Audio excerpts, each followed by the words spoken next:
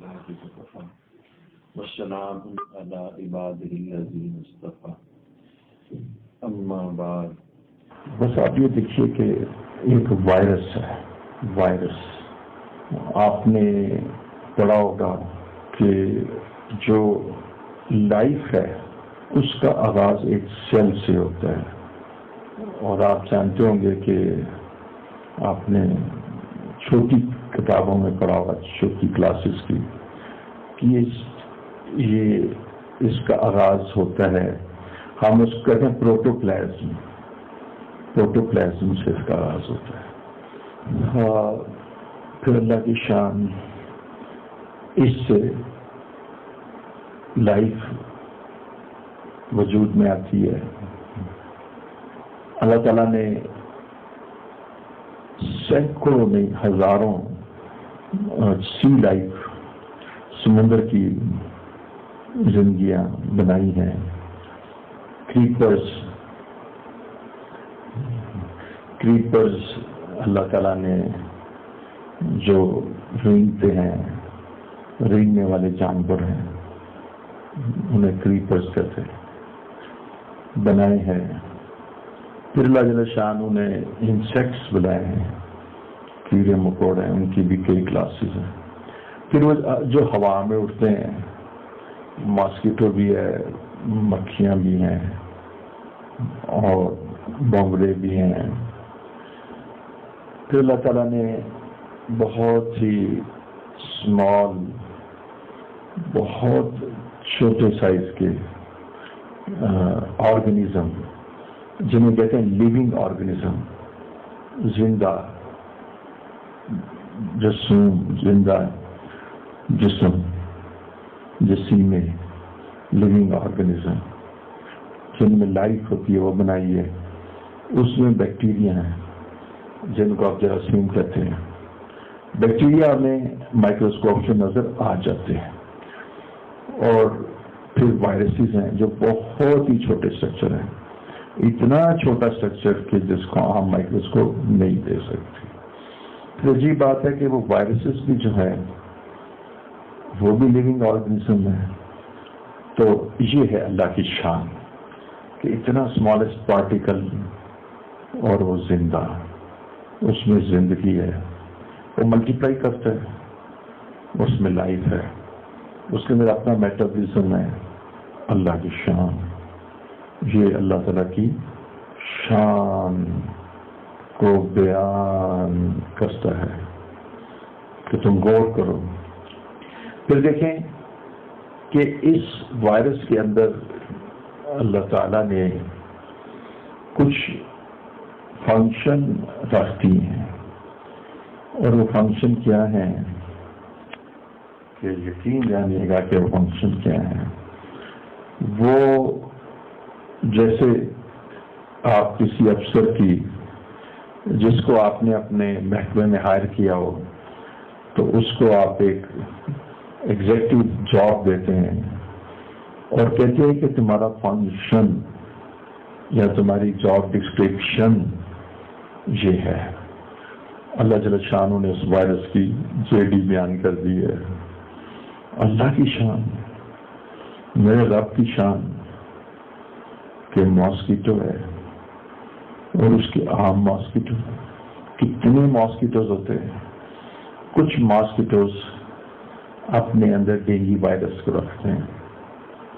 اللہ کی شان، اس کے لیے جہاز ہے، شپ ہے، کہ وائرس کو تو وہاں سے چل کے ادھر نہ جائے، لیکن وہ فلائی کرتا ہے، اور فلائی کر کے لوگوں کو انجیکٹ کرتا ہے. جب وہ ماسکیٹو انجیکٹ کرتا ہے تو اللہ کی شان کہ وہ وائرس ٹرانسمٹ کر دیتا ہے، ڈینگی وائرس. اور چونکہ اللہ کا امر ہوتا ہے تو ڈینگی وائرس کو جو اللہ تعالیٰ نے کام دیا ہوتا ہے وہ اپنا کام ادا کرتا ہے. اس کے اندر ایک لفظ ہے ویرولینس. ویرولینس کا مطلب ہوتا ہے کہ اس کے اندر جو ایذا پہنچانے والا زہر ہوتا ہے یا نقصان پہنچانے والا مادہ ہوتا ہے، وہ ویرولینس وہ اندر ٹرانسمٹ کر دیتا ہے. اللہ کی شان کسی کو ہیپیٹائٹس بی ہو جاتا ہے، کسی کو سی ہو جاتا ہے. یہ رب رحمان کے کارندے ہیں، یہ اس کے لشکر کے غلام ہیں. میں حیران ہوتا ہوں کہ ماسکیٹو، اس کے اندر وہ وائرس ٹریول کرتا ہے اللہ، اور اسی کی طرف جاتا ہے کہ جس کے بارے میں اللہ کا امر ہوتا ہے. ہر بندے کو نہیں کاٹتا، وہ اسی کو کاٹتا ہے جس کی تقدیر میں لکھا ہوتا ہے، جو اللہ کا امر ہوتا ہے. اور یہ یاد رکھیے کہ جب ماسکیٹو کاٹتا ہے تو یہ ہو ہی نہیں سکتا کہ اللہ کے علم میں نہ ہو، یہ ہو ہی نہیں سکتا کہ اللہ کے علم میں. اور ہم یہ کہتے ہیں ڈھمکے کی چوٹ، وہ رب نہیں ہو سکتا کہ جو اس کو نہ جانے کہ اس ماسکیٹو نے فلاں کو کاٹا ہے، فلاں کو اس نے کاٹا ہے. اور اللہ جل شانہ بھی جانتے ہیں کہ اس نے کیا ٹرانسمٹ کیا. اللہ جل شانہ اس کی ویرولنس کو بھی جانتے ہیں، اس کے اندر کیا زہریلا مادہ ہے. اور وہ زہریلا مادہ اللہ رب العزت سے پوچھتا ہے، رب حکم فرمائیے، میں آ گیا ہوں، اب کیا کروں؟ حکم ہوتا ہے اس کو ڈینگی کر دو، ڈینگی ہو جاتا ہے. حکم ہوتا ہے کہ اس کو پاسان کر دو، پاسان ہو جاتا ہے. تو حیران ہوتا ہوں کہ mosquito as a ship, as a aeroplane کی ضرورت ہے. واقعی اس کے اندر وہ بزنس کلاس میں ٹریول کرتا ہے. ماسکیٹو کے ایروپلین میں بزنس کلاس میں وائرس ٹریول کرتا ہے، وہ جا کے پھر ٹرانسمٹ کر دیتا ہے. یہ اللہ کے امر میں سے ایک امر ہے. اسی کو کیا کہتے ہیں؟ ایمان. یہ ہے اللہ رب العزت کی عظمت، اور یہ ہے اللہ کی پہچان، اور اس کو کہتے ہیں اللہ تعالیٰ کا نظام، اس کو کہتے ہیں اللہ کے لشکر. یہ اللہ کے لشکروں میں سے ایک لشکر ہے. تمہارے لیے ضروری نہیں ہے کہ کوئی گولہ بارود، کوئی آسمان سے کوئی آگ کی بارش، ایک وائرسز ہی تمہاری معیشت کو تباہ کرنے کے لیے کافی ہیں. تو اسی طرح ہیپیٹائٹس بی سی کے وائرس ٹرانسمٹ ہوتے ہیں، اسی طرح کورونا وائرس بھی ایک دوسرے سے ٹرانسمٹ ہو جاتا ہے اللہ کے اذن سے، اللہ کے اذن سے. تو یہ جو وائرسز ہیں یہ بھی اللہ کے لشکروں میں سے ایک لشکر ہیں. یہ اللہ تعالیٰ کے امر کے خلاف نہیں کرتے. یاد رکھیے جب یہ کسی کے اندر انٹر ہوتا ہے تو یہ ہو ہی نہیں سکتا کہ اللہ کو اس کا پتہ نہ ہو. وہ رب بھی نہیں ہو سکتا کہ جو اس کو نہ جانے، جس سے کرونا وائرس چھپ جائے، وہ رب نہیں ہو سکتا. ہم اسے رب نہیں مانتے جو کرونا وائرس کو نہ پہچانے. اور کرونا وائرس رب کو کیا کہتے ہیں؟ جیسے پنجابی میں ایک لفظ ہے نا کہ جی میں اس کو چکما دیکھے تو میں ادھر انٹر ہو گیا، یا میں نے اس کو وقتی طور پہ یعنی ڈسیو کیا یا چیٹ کیا. یہ اللہ تعالیٰ کو نہ کوئی ڈسیو کر سکتا ہے، نہ کوئی چیٹ کر سکتا ہے، اور نہ ہی کوئی چکما دے سکتا ہے، اور نہ اللہ تعالیٰ کی قدرت سے کوئی افکار السماوات والارض، اس کی حدود سے کوئی بات نہیں آ سکتا، اس کی جورسڈکشن سے نہیں بات آ سکتا. اللہ تعالیٰ کی جو پوری کائنات میں اللہ کا امر رائج ہے. تو آپ دیکھیے کہ اس کے اندر پھر انٹر ہو جاتا ہے. پھر اس کے اندر انٹر ہوتا ہے تو انٹر ہونے کے بعد پھر اپنے رب سے پوچھتا ہے، میرے رب میرے لیے کیا حکم ہے؟ یہ میں وہ بتاتا ہوں کہ جو میرے بڑے اکابر نے کہا، حضرت ادریس کاندیلوی رحمۃ اللہ نے کہا، عبد المالک کاندیلوی رحمۃ اللہ نے کہا، میرے بڑوں نے کہا. قرآن و حدیث سے ثابت ہوتا ہے کہ وائس پوچھتا ہے میرے لیے امر کیا ہے، کیونکہ اس کی جیڈی اللہ نے دی ہوتی ہے، جاب ڈسکرپشن اللہ نے ڈیفائن کی ہوتی ہے، اور وہ اپنے امر سے تو وہ اپنے آپ میں تو اس کی کوئی ہستی نہیں ہے، وہ سب اللہ پہ ڈیپینڈنٹ ہے. تو یہ اللہ تعالیٰ کے نظام کا ایک حصہ ہے. اللہ تعالیٰ اپنے بندوں کے لیے بعض اوقات جو ظلم کرتے ہیں ایسے لشکر بھی بھیج دیتے ہیں، اور بعض ایسے کہ جو پیسے اور مال کہ نشے میں گم ہیں ان کا نشہ توڑ دیتے ہیں اور بعضوں کو فکر آخرت کی طرف گائڈ کر دیتے ہیں. تو اللہ جل شانہ کے بہت سارے مقاصد ہوتے ہیں جو ناقابل بیان ہوتے ہیں اور انسانی عقل وہاں تک نہیں جا سکتی، لیکن مجموعی طور پر یہ کیا ہیں؟ یہ اللہ ہی کے کرندے ہیں. یہ تو وقت سے پہلے میں نے بیان کر دیا تاکہ جیسے کہتے ہیں نا آپ وارم اپ ہو جائیں. پھر میں بیان کرتا ہوں انشاءاللہ. بسم اللہ الرحمن الرحیم.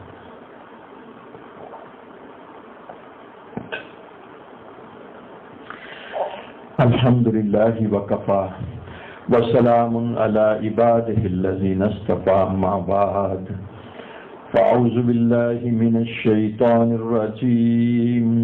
بسم اللہ الرحمن الرحیم. قال اللہ تبارک و تعالی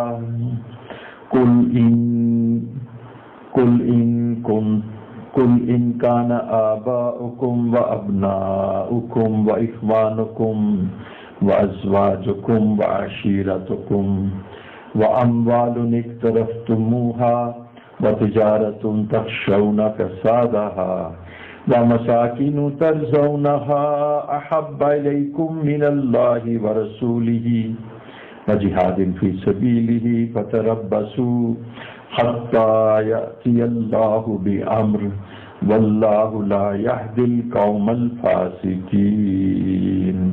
سبحان ربک رب العزت عما یصفون وسلام علی المرسلین والحمد للہ رب العالمین. اللہم صلی علی سیدنا محمد وعلی آل سیدنا محمد وبارک وسلم. اللہم صلی علی سیدنا محمد وعلی آل سیدنا محمد وبارک وسلم. جزا اللہ عنا محمدا ما هو اہلہ وصلی اللہ علی النبی الامین. پیارے دوستوں میں سے چند ایک نے سوال کیا ہے کہ جو آئندہ آنے والے لمحات، واقعات اور خطرات جو ہیں، جب زمانہ آگے بڑھے گا تو یوں ہم حقیقت تو یہ ہے کہ امام مہدی کی طرف ہی بڑھ رہے ہیں. میرا کچھ اپنا ایک اندازہ یہ ہے کہ ابھی ہم اس سڑک پر ہیں جو موٹر وے کی طرف ہمیں لے جائے گی. ایک تو سڑک ہوتی ہے جو موٹر وے ہے جہاں سے اپنے سفر کا آغاز کرتے ہیں، لیکن ایک وہ سڑک ہوتی ہے جو آپ کو سائڈ لین جو آپ کو موٹر وے تک چڑھاتی ہے. تو ہم اس موٹر وے پہ ہیں کہ جو ہمیں اس راستے پہ چڑھا دے گی کہ جس کے بعد ہم چلتے چلتے خدا کرے کہ کامیاب ہو جائیں اور اہل حق کے ساتھ ہمارا شمار ہو جائے. تو ربنا مسلموں والحقنا بالصالحین. تو اس سلسلے میں جو آنے والی آفات ہیں وہ واقعتاً پریشان کن ہیں. ہم ان آفات سے کیسے بچیں اور کیسے مقابلہ کریں؟ بچانے سے مراد جسم بچانا نہیں، وہ بھی مقصود ہے. بچانے سے مراد اپنا ایمان بچانا ہے، اسلامی ورثے کو بچانا ہے، اپنی نماز، شریعت، اعمال اور اسلامی زندگی کو بچانا اور اس کو محفوظ کرنا ہے، اور اپنے اسلامی کلچر کو تحفظ دینا ہے.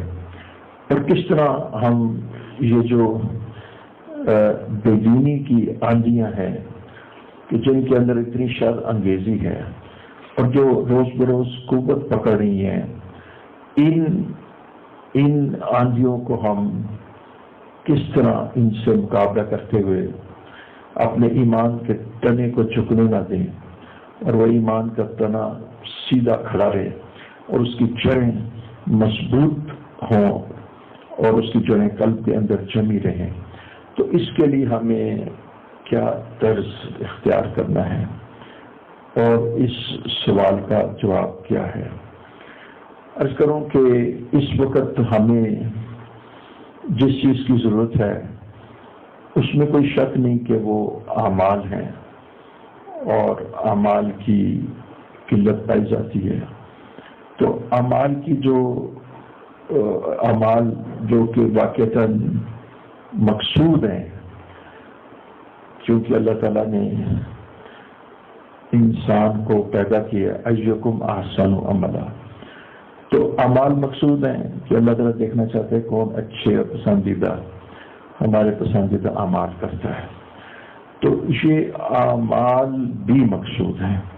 تو اعمال صالح کو اختیار کرنا، یہ آنے والے اوقات اس کی جو بے دینی ہے اور اس کے اندر جو بے دینی کا زہر ہے اس سے محفوظ رہنے کے لیے اعمال کو اختیار کرنا ضروری ہے۔ دوسری بات یہ ہے کہ اعمال کیسے انسان اختیار کرے، جب کہ حالات ایمان کے اوپر سے انداز ہوں گے، عقائد پر سے انداز ہوں گے۔ تو جب کوئی چیز عقائد اور ایمان پر سے انداز کرتی ہے تو اس میں عمل میں ذوق پیدا ہوتا ہے۔ لقمان علیہ السلام ارشاد فرماتے ہیں، اپنے بیٹے کو بتاتے ہیں کہ دیکھو بیٹا، یہ جو تمہاری جو اعمال کی جو تمہارا ذوق ہے نا، اعمال کا جو تمہارا ذوق ہے، یہ دراصل ایمان کے ذوق کی وجہ سے ہوتا ہے۔ جتنا تمہارے اعمال میں کمی ہے اتنا تمہارا ایمان کا ذوق ہے۔ جب تمہارا ایمان کمی ہوتا ہے تو تمہارے اعمال میں قوت آ جاتی ہے۔ تو یہاں پر اعمال کو بھی بتلانا ضروری ہے کہ عمل صالح کو آدمی اختیار کرے، لیکن یہ اصل بات کا یہ جواب نہیں ہے۔ یہ تو ایک ایسی لازمی ضرورت ہے کہ جس کے بغیر اسلامی زندگی آگے چل نہیں سکتی۔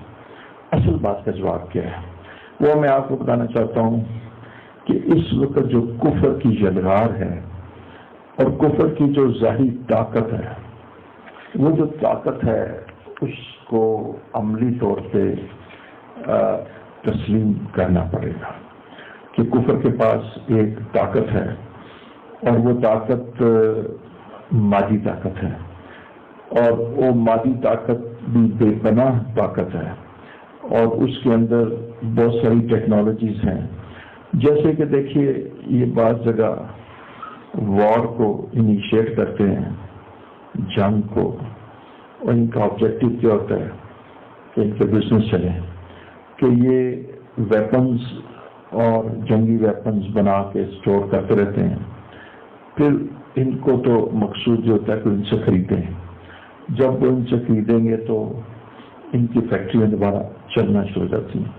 تو یہاں پر یہ بھی دیکھا گیا کہ ان کے پاس بڑی بڑی ایکسٹرا غیر معمولی نوعیت کے ان کے پاس وار ویپنز ہیں، میزائلز ہیں، اور یہ کہ ان کے پاس کچھ ایسی قسم کی ٹیکنالوجیز ہیں کہ میں یہ سمجھتا ہوں کہ ان ٹیکنالوجیز کو انہوں نے ریویل ہی نہیں کیا، اس لیے کہ اگر وہ ریویل کریں تو جیسے ہمارے جیسے پاکستان میں بڑا ٹیلنٹ پایا جاتا ہے، اگر وہ کسی ایک ٹیکنالوجی کو ریویل کر دیں اور پاکستان جیسے ملک کو اس کا علم ہو جائے تو اس کے سائنٹسٹ اتنے کیپیبل ہیں کہ وہ اس ٹیکنالوجی کو دوبارہ خود ہی ڈیزائن کر لیں گے۔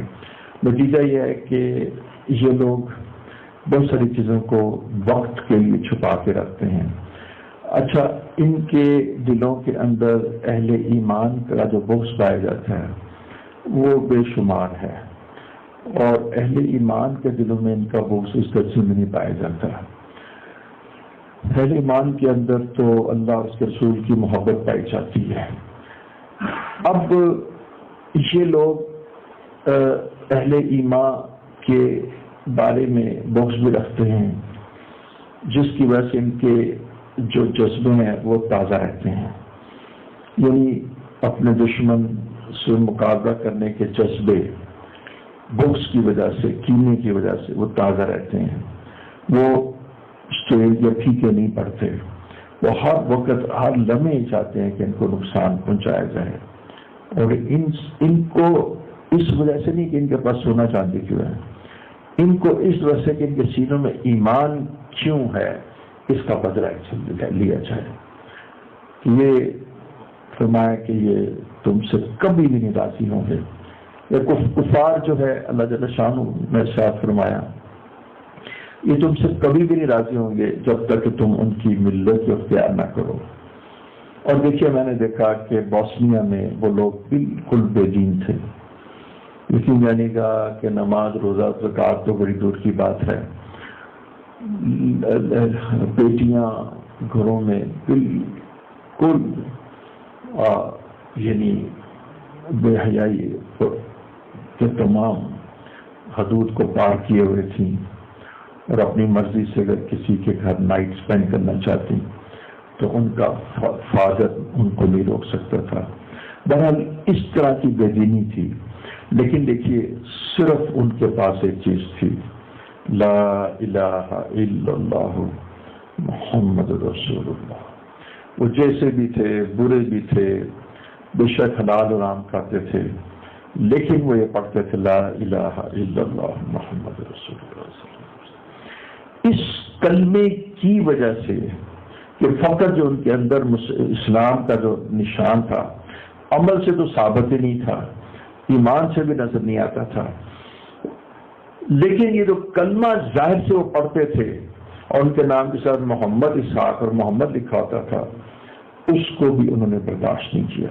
وہ ساری کی ساری معاشرت کفر اختیار کر چکے تھے، ان کے طور طریقے، ان کے ڈانس ناچ گانے، ان کے پبس کلب سارے اس طرح، وہ 100% ظاہری طور پہ اس سے ریزیمبلنس کر چکے تھے، صرف ان کے اندر ایک کلمہ نہیں تھا، اس کو بھی انہوں نے برداشت نہیں کیا۔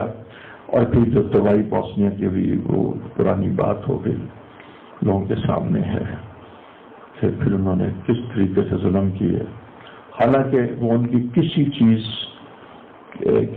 چیز میں رکاوٹ نہیں تھے، لیکن کسی نے کہا تھا کہ میں ان دا سینٹر آف یورپ آئی کی not tolerate a Muslim state.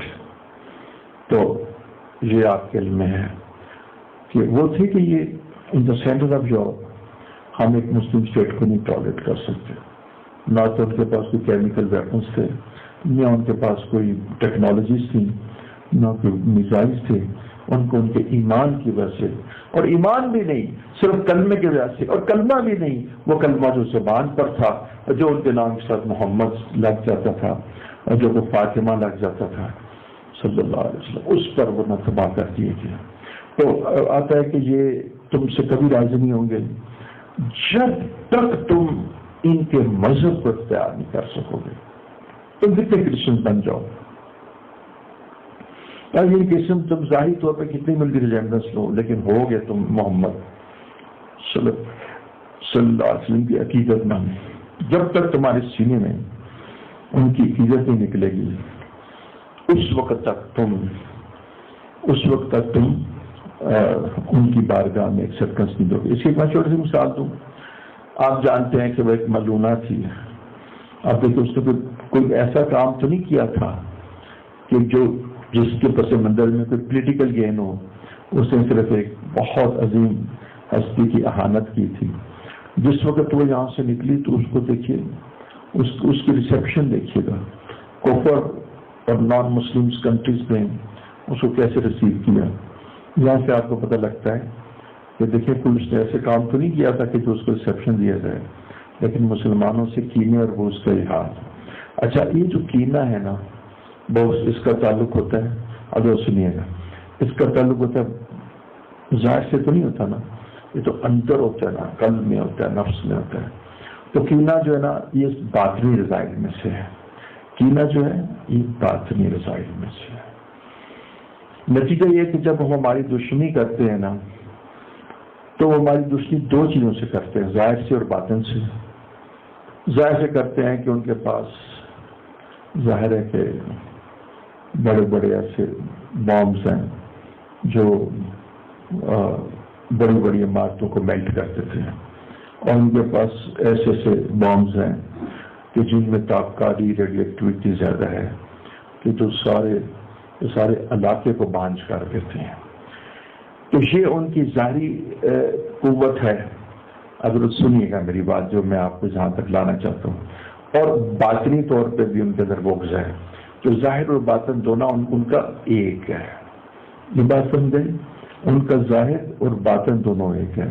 جو ان کے باطن کے اندر یعنی نفرتیں، عداوتیں اور بغض پایا جاتا ہے، اس بغض کا اظہار وہ اپنے ہتھیاروں سے کرتے ہیں. اب ان کا ظاہر و باطن ایک ہے. یہ بات ختم ہو گئی. اب آئیے، اب میں آپ کو دوسری اسپیکٹ بتاتا ہوں. بڑی ہی قیمتی بات ہے اگر آپ اس کو سمجھیں. مسلمان کے اندر ظاہر ہے، مسلمان کے اندر ظاہر ہے. اب ہم اس مسلمان کا ذکر کرتے ہیں جس کے اندر ظاہر ہے. ورنہ آپ دیکھیے جو مسلمان نماز نہیں پڑھتا اس کے پاس تو ظاہر بھی نہیں ہے دین کا. لیکن جب آپ نماز پڑھیں گے تو آپ نے دین کا ظاہر اختیار کیا. ابھی تو پوچھا جائے گا کہ تو نماز پڑھ ایسے جیسے تو اللہ کے قدموں، تو جیسے تو اللہ کو دیکھ رہا ہے، یہ باطن ہے. پھر کہا جائے گا تو سجدہ کر جیسے تو اللہ کے قدموں پہ سجدہ کر رہا ہے. پھر یہ کہا جائے گا کہ تو نماز میں اللہ کا دیدار کر، وغیرہ وغیرہ. تو یہ نماز کی جو باطنی شکل ہے وہ تو اس کا تو ہم تذکرہ ہی نہیں کر رہے. ابھی ہم یہ کہہ رہے ہیں کہ جو نماز کا جو ظاہر ہے وہ ہی چند لوگوں میں پایا جاتا ہے. جیسے اگر 5 سے 7% لوگ نماز پڑھتے ہیں تو اس کا مطلب ہے باقی 93% لوگ جو ہے جو نماز نہیں پڑھتے ان کے اندر دین کا باطن تو خاک ہوگا، دین کا ظاہر بھی نہیں ہے. تو ان کے اندر نہ دین کا ظاہر ہے نہ دین کا باطن ہے، تو وہ نہ کفر کا مقابلہ نہیں کر سکیں گے. یہ میں نے آپ کو بات بتانی کہ دین کفر کے اندر غیظ و غضب ہے اور اسلام کے خلاف سازشیں کرتے رہتے ہیں، اور اس سازشوں میں وہ پلاننگ اور ریسرچ کرتے رہتے ہیں، اور ان کے سینکڑوں سال اس پہ گزر جاتے ہیں. ان کی ریسرچ ختم نہیں ہوتی. وہ ہمیں اسٹڈی بھی کرتے رہتے ہیں. ہم میں کس طرح فوڈ ڈالے اس کو بھی اسٹڈی کرتے ہیں. پھر ایسے لوگوں کو بھی پریپیئر کرتے ہیں جو ہمارے اندر انٹر کر کے ہمارے میں صحیح ہوں اور فوڈ ڈالیں. تو وہ تو بالکل اخلاص کے ساتھ ہمیں ختم کرتے ہیں. وہ بڑے ہی زیادہ یعنی میں کوئی وہ نہیں ہے جس کو آپ بولتے ہیں نا منافقت نہیں ہے. ان کے عمل میں اخلاص ہے اور ان کا ظاہر و باطن دونوں برابر ہے. ظاہر میں وہ ڈیجیکیٹر بام پھینکتے ہیں کہ انسان، درخت اور چیونٹیاں ساری جل جائیں، اور باطن کے اندر وہ اس قدر یعنی بغض رکھتے ہیں کہ جس کو بیان کرنے کی ضرورت نہیں. نتیجہ ہے کہ جب یہ جو ظاہر و باطن کی قوت جو کفار کے ساتھ ہے، اس قوت کو ہم اسلام کے ظاہر کے ساتھ اس قوت کا مقابلہ نہیں کر سکتے. امید ہے کچھ بات سمجھ میں آئی ہوگی. یعنی اس سے پہلے تو میں یہ بھی کہہ رہا تھا کہ میں نے یہ کہا کہ یہ جو قوت جس میں ظاہر اور باطن ہے، اس قوت کے ساتھ ہم فقط اسلام کا ظاہر لے کر ان کا مقابلہ نہیں کر سکتے. اور یہ اس وقت ہے کہ جب آپ کے اندر اسلام کا ظاہر موجود ہو. اور جس وقت ایک آدمی کے اندر اسلام کا ظاہری باطن تو ہے ہی نہیں اور ظاہر بھی نہیں ہے. اسلام کا ظاہر سے مراد ہے نماز اس کے اندر نہیں ہے، زکوٰۃ اس کے اندر نہیں ہے، حرام سے وہ نہیں بچتا، سود سے وہ نہیں بچتا، اور جتنی بھی چیزیں غلط ہیں اور ممنوع ہیں اس سے وہ نہیں بچتا. اس کو روزوں کی اس کو پرواہ نہیں اور دوسری فرائض کی اس کو پرواہ نہیں. تو بتائیے وہ تو دین کا ظاہر بھی نہیں اختیار کیا کرتا اور دین کا باطن تو ہے ہی نہیں اس میں. تو جب ایک بہت بڑی تعداد میں نہ دین کا ظاہر ہے اور نہ دین کا باطن ہے، تو میں آپ کو بتاؤں اب اس کو کفر جو ہے نا نچائے گا، اس کو مارے گا، اس کو کہتے ہیں شکار کو بنائے گا. یہ تو اس کا جس طرح میں نے ایک بلی کو دیکھا کہ وہ اس نے ایک چیز پکڑی ہوئی تھی اور وہ پتہ نہیں کوئی پرندہ تھا، تو وہ نا اس کو جب وہ نکلتا زور سے پنجے کے نیچے مارتی تھی اس کو. جس وقت کو تھوڑا سا دائیں ہوتے اس نے ایسے اس کے اوپر گرپ ڈالی تھی، اس کو مارتی تھی.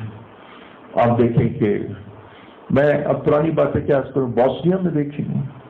یعنی آپ دیکھیے کہ مطلب ہے کہ اگر ذرا بھی سینے میں کچھ ایما و درد ہو تو اس بات کو بیان نہیں کیا جا سکتا کہ میں آپ کو 2-3 چیزیں، جیسے ان کے 2 یا 3 بندے آتے، یعنی 2 یا 3 بندے اللہ اکبر اسلامی ہسٹری میں اللہ اکبر، اور انہیں کہتے کہ تم سارے کے لوگ گھاٹ نکلو. وہ 40 بندے جو ہے نا، 40 بندے ان کو لے کے تو ان کو کہتے تم اس برج پہ آ جاؤ، اور برج پہ آ کے کہتے تم یہ چھلانگنے لگا، وہ چھلانگ لگا دیتے تھے. اللہ اکبر، اہل ایمان کے 40 بندے ہوتے، یعنی وہ اس طرح تھے. اللہ آپ ہمیں معاف فرمائیں اور اس منظر کو ان کی مغفرت فرما دیں آپ، کہ جس طرح بھیڑ بکریاں بھی شاید کو رجسٹ کریں. آپ کو میں ایک واقعہ سناتا ہوں جو ایک شخص نے باقاعدہ تحریر کیا. اس نے کہا ایک آدمی انہی کا جو سولجر تھا، 2-3 بندے آئے تو اس نے 3-4 گھروں سے اور کچھ گھر نکالے کا ادھر کھڑے رہو. اچھا جب اس نے دیکھا کہ میرے پاس ویپنز نہیں ہیں تو اس نے یہ کہا کہ تم یہیں کھڑے رہو. ایک آدمی کو وہاں چھوڑا اور میں ابھی واپس آؤں گا اور ویپنز لے کے آؤں گا. آپ یقین جانیے گا کہ یہ رپورٹڈ ہے، یہ حقیقت پہ مبنی ہے. ہم اپنی اصل اوقات کو دیکھیں. وہ شخص کہتا ہے کہ میں 40 منٹ کے بعد جب واپس آیا تو مسلمانوں کی وہ جماعت وہیں کھڑی تھی. مسلمان کیا ہے؟ راہ کی ڈھیر ہے. اللہ اکبر. ظاہر میں بھی مردہ، باطن میں بھی مردہ. دل مردہ دل نہیں ہے، اسے زندہ کر دوبارہ. کاش کہ وہ جان لیتے یہ جو ایک سجدہ جسے تو گراں سمجھتا ہے 1000 سجدوں سے دیتے آدمی کو نجات. کیونکہ اتنے واقعات ہیں کہ اکیلے آدمیوں نے ان کو وہاں سے نکالا اور قاعدے پھینک جاؤ، وہ جو چھلانے لگا دیتے تھے، اور ایک آدمی پہ مقرر کر کے چلا گیا. اور بعضوں پر یہ ہے کہ ہم نے یہ بھی کہا کہ بھی آپ یہاں سے نہیں سکتے، تو دیکھا تو سارے کے سارے وہاں کھڑے تھے. ربنا ظلمنا انفسنا. آپ سمجھے کہ جس وقت نہ دین کا ظاہر ہوتا ہے نہ دین کا باطن ہوتا ہے، اس وقت کفر کا یہ حال ہوتا ہے. کیوں؟ کفر تو حقیقت پر بیسڈ ہے. حقیقت سے کیا مراد ہے؟ سچائی.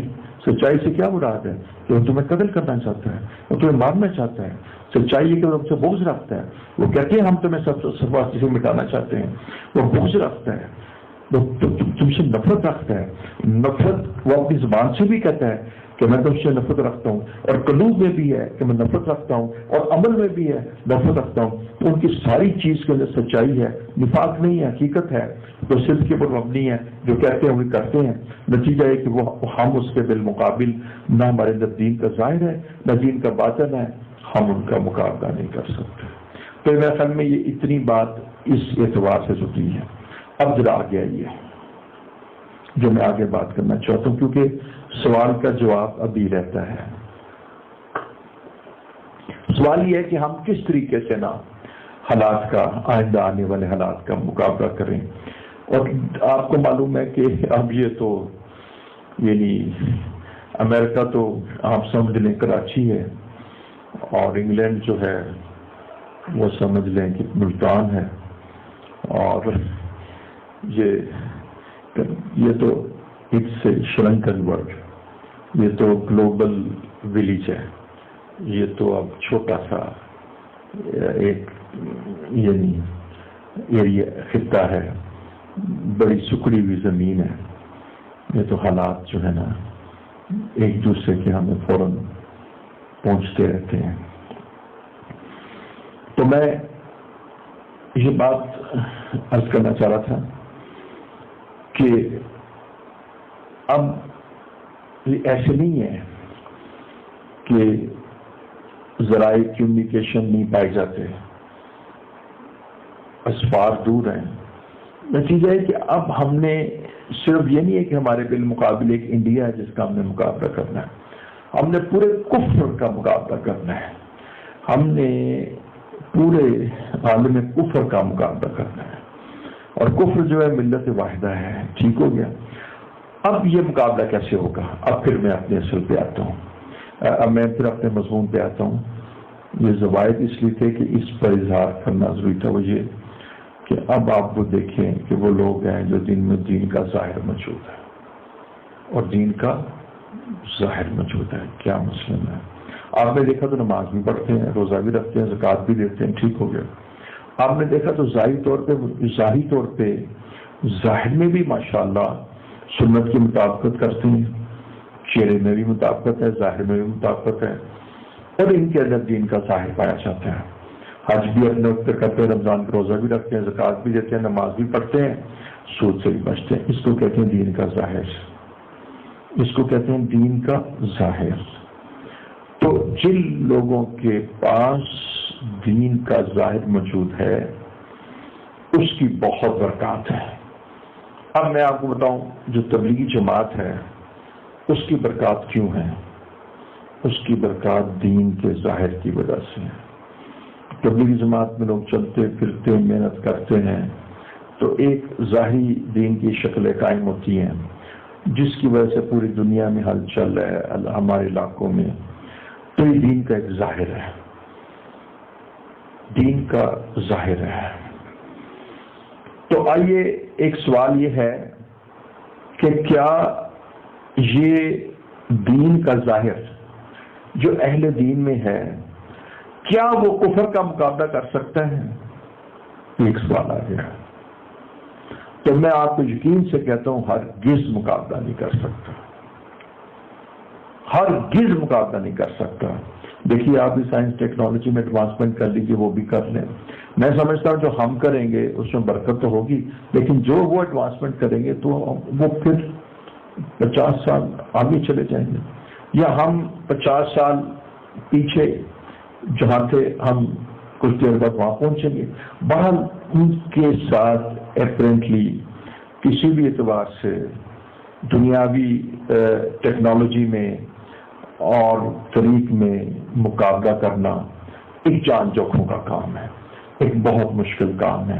ان کی زندگی کا مقصد ہی یہی ہے، وہ تو مال کمانا، پیسہ جینا اور مزے کرنا اور اپنی حکمرانی کو غلبہ کرنا، اور ان کے ہاں انسانیت کی قدر ہی کوئی نہیں ہے. آپ جانتے ہیں کہ ناگاساکی میں کیا ہوا تھا، اور اس کے بعد جاپان میں وغیرہ وغیرہ، پھر اور بھی بڑے کنٹریز ہیں جن کا بہرحال. تو مقصد یہ ہے کہ وہاں پر تو انسانیت کی قدر نہیں ہے، وہاں پر تو مال پیسہ ہے. اب یہ بتانا ہے کہ جس وقت جو پورا کفر ہمارے بالمقابل کھڑا ہو جاتا ہے ہم اس کا مقابلہ کیسے کریں گے، یہ سوال ہے. تو میں یہاں پر نہ آپ کو جو بات بتانا چاہتا ہوں نا وہ صرف اتنی ہے، اتنی بات سمجھ لیں کہ آپ کی مبارک داڑھی اور آپ کا مبارک امامہ اور آپ کا مبارک جبہ اور آپ کا مبارک کرتا اور آپ کی یہ جو مسنون شکل اور آپ کی نماز اور آپ کا روزہ و زکوٰۃ یا آپ کے ظاہری اعمال، سچ پوچھیے تو یہ بڑی بابرکت ہیں. ان کی وجہ سے زمین پر بھی برکت پھیلے گی، دوسروں کے لیے برکت کا باعث ہیں، آپ کی زندگی میں بھی برکت آئے گی. لیکن اب میں آپ کو جو میسج دینا چاہ رہا ہوں، یہ سب چیزیں مل کر کفر کا مقابلہ نہیں کر سکتی، اس لیے کہ کفر اپنے باطن اور اپنے ظاہر دونوں کے ساتھ موجود ہے. آپ کے دین کا ظاہر، اہل ایمان کا جو کلمہ وہ پڑھتے ہیں ان کے دین کا ظاہر، ان کے دین کا ظاہر کفر کا مقابلہ نہیں کر سکتا. یہ میرا دوسرا پیراگراف ختم ہو گیا. اب میں آپ کو بتاتا ہوں کہ مقابلہ کیسے ہوگا، بس اس کو میں عرض کرنا چاہتا ہوں. یہ ایک عجیب سوال کیا گیا تھا تو میں نے اس کا میرے کل میں اس کا جواب آیا تو میں پیش کر رہا ہوں. عزیزان گرامی، جس وقت پہلے ایمان کلمہ گو مسلمان کے پاس دین کا ظاہر تو لازمی ہوگا، لیکن دین کے ظاہر کے ساتھ دین کا باطن بھی موجود ہوگا. دین کا باطن بھی موجود ہوگا، اس باطن کی حقیقت بھی موجود ہوگی۔ نماز صرف وہی نماز نہیں کہ جس کے اندر رکوع سجود اور قیام ہے، وہ نماز جو عشاق کی نماز ہے۔ جیسے ایک موقع پہ شعر تو مجھے نہیں آتا تو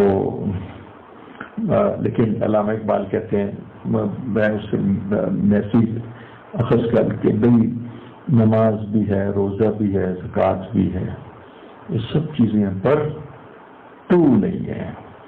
سب کچھ تو موجود ہے پر تو نہیں ہے۔ نماز بھی ہے، روزہ بھی ہے، زکوٰۃ بھی ہے، سب کچھ، لیکن تو نہیں ہے۔ تو نماز کا باطن جو ہے، دیکھو نا، اقیم الصلاۃ لذکری، نماز پڑھو میری یاد کے لیے۔ ہر نماز میں اللہ جل شانہ بندے کی طرف متوجہ ہوتے ہیں۔ مشکل وقت میں اللہ تعالیٰ سے رجوع کرو۔ آپ صلی اللہ علیہ وسلم مشکل وقت میں مسجد اور نماز کی طرف رجوع فرماتے تھے۔ تو نماز میں رجوع کرنے کا مقصد یہ ہے کہ ہم اپنے رب سے مانگتے ہیں، ایاک نعبد و ایاک نستعین، اور اللہ پہ توکل رکھتے ہیں اور اپنی تمام حاجات اور ضرورتوں کو اللہ کی بارگاہ میں پیش کرتے ہیں۔